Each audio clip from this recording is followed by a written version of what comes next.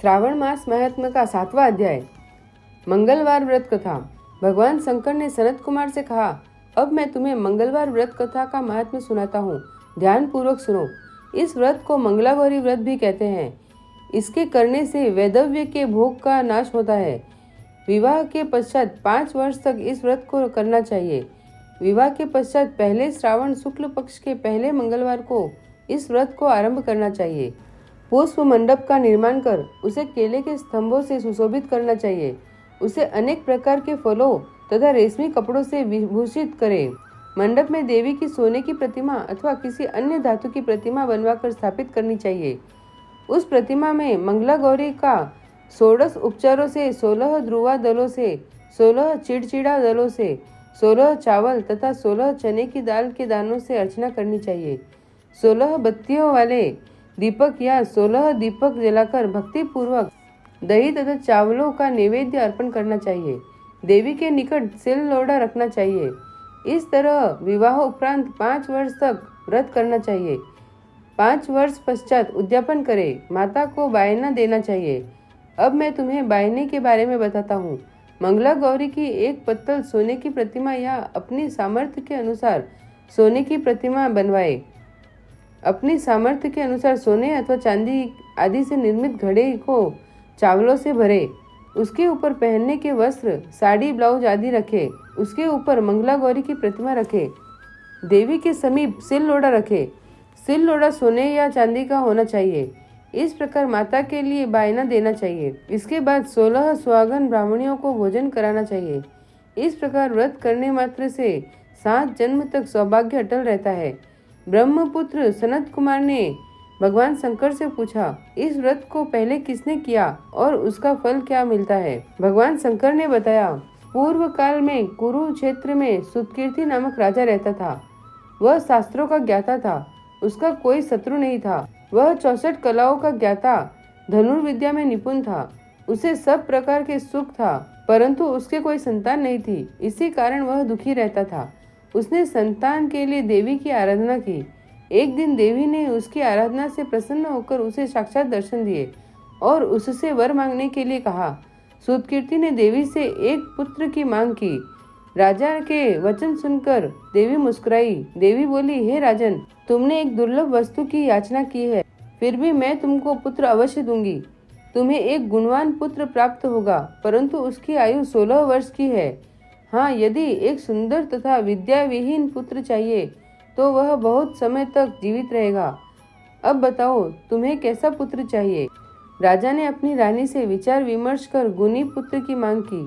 देवी ने कहा, हे राजन, मेरे मंदिर के मुख्य द्वार पर आम का जो पेड़ है उसका एक आम तोड़कर ले जाओ और उसे रानी को खिला दो। तुम्हारी इच्छा पूर्ण होगी। राजा ने देवी की आज्ञा अनुसार रानी को आम्र फल ले जाकर खिला दिया। 10वें महीने में रानी को एक सुंदर पुत्र पैदा हुआ। हर्ष शोक से संपन्न राजा ने राजकुमार का जात कर्म आदि संस्कार कर दिया। राजा ने राजकुमार का नाम चिरायु रखा। राजकुमार चांद की तरह बढ़ने लगा। अब वह 15 साल का गुणी, संपन्न और सुंदर बालक हो गया। राजकुमार का 16वां साल शुरू हुआ तो राजा रानी को चिंता होने लगी। राजा ने सोचा कि यह पुत्र बड़े ही कष्टों से प्राप्त हुआ है।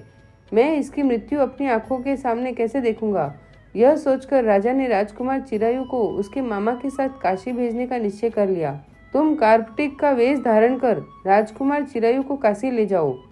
मैंने इसके जन्म से पूर्व भगवान शिव मृत्युंजय की प्रार्थना की थी कि हे विश्वदेव, पुत्र की प्राप्ति पर जगतपति की यात्रा के लिए भेजूंगी, इसलिए तुम इसे काशी ले जाओ। इसकी रक्षा का भार अब तुम्हारे कंधों पर है। अपनी बहन की आज्ञा मानकर वह राजकुमार चिरायु को काशी ले गया। कई दिन की यात्रा के बाद वे आनंद नगर पहुंचे। आनंद नगर के राजा का नाम वीरसेन था। राजा के सर्वगुण संपन्न रूप लावण्य वाली मंगला गौरी नाम की राजकुमारी थी। उस समय वह राजकुमारी सखियों सहित बगीचे में खेल रही थी। उसी समय वहाँ चिरायु और उसका मामा वहाँ पहुँचे। वे दोनों बालिकाओं की क्रीड़ा देखने के लिए वहाँ रुक गए। राजकुमारी की सहेलियों में से एक सहेली ने क्रोध में भरकर राजकुमार चिरायु को रंडा कहा। राजकुमारी ने अपनी सहेली से कहा, हे सखी, तुम दुर्वचन क्यों बोल रही हो? मेरे साथ अयोग्य वाणी बोलने वाली कोई भी नहीं है।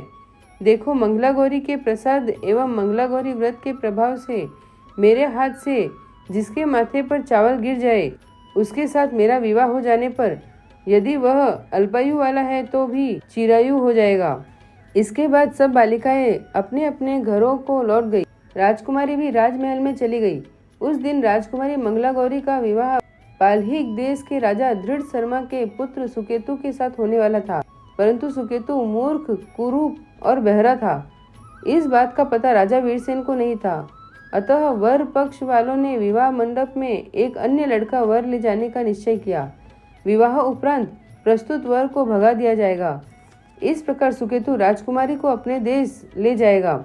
ऐसा विचार कर वर पक्ष के कुछ आदमी चिरायु के मामा के पास आकर बोले, यह बालक तुम हमें दे दो, इसके द्वारा हमारा काम सिद्ध होने वाला है। इस पृथ्वी पर परोपकार से बढ़कर कोई दूसरा काम नहीं है। उन आदमियों की बात सुनकर राजकुमार चिरायु का मामा राजी हो गया, क्योंकि वह बगीचे में मंगला गौरी की बात सुन चुका था। वह अन्य आदमियों से बोला, आप लोग इस लड़के को क्यों चाहते हैं? विवाह के लिए वस्त्र गहने तो मांगे जा सकते हैं, लेकिन वर को थोड़े ही मांगा जाता है। फिर भी आपकी बात रखते हुए लड़का आपके साथ भेज रहा हूँ। वर पक्ष के लोग राजकुमार चिरायु को विवाह मंडप में ले गए और विवाह कार्य संपन्न हो गया। विवाह के बाद रात में जब राजकुमार चिरायु मंगला गौरी के साथ सोया, उसी दिन उसका 16वां वर्ष समाप्त हो रहा था। ठीक उसी समय काल सर्प का रूप धारण कर वहां आया। संयोगवश उसी समय राजकुमारी मंगला गौरी की नींद खुल गई। उसने सांप को देखा तो राजकुमारी ने सांप की पूजा की, उसे पीने के लिए बहुत सा दूध दिया। मंगला गौरी ने कहा, मैं उत्तम व्रत करूंगी, मेरे पतिदेव को छोड़ दो तथा उन्हें चिरंजीवी होने का आशीर्वाद दो। देखते ही देखते सांप कमंडल में घुस गया।